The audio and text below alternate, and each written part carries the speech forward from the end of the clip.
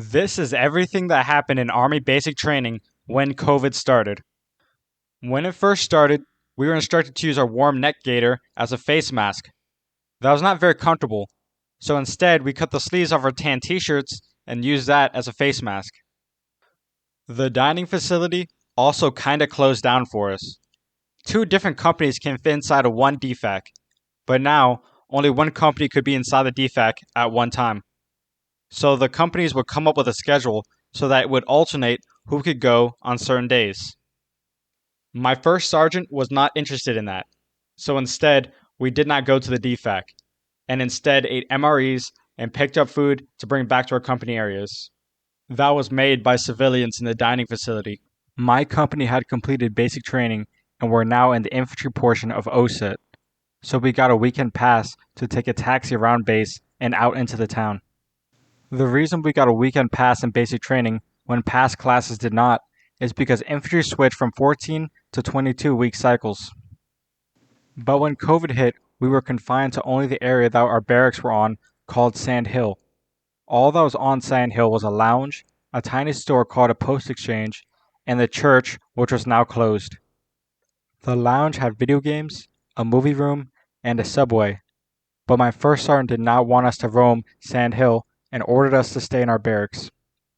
His reasoning was that it was just going to make the situation worse because all the soldiers from the multiple training battalions in our training area were going to be in a very small area at the same time. So instead, we got our phones and had to stay in our sleeping bays on weekends.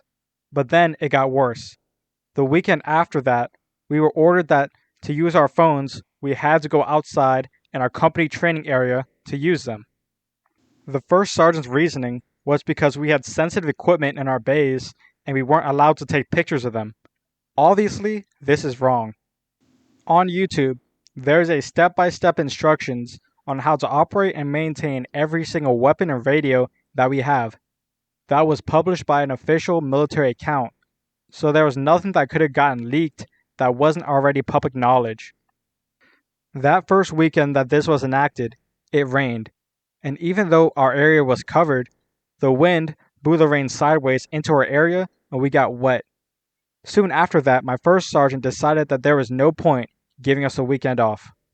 So he had all the drill sergeants come into work when before, all but one would have the day off, and we trained instead. After a few weeks, the barracks were vacated. We now had to sleep in a field next to an urban operations complex, but this time it wasn't just my company.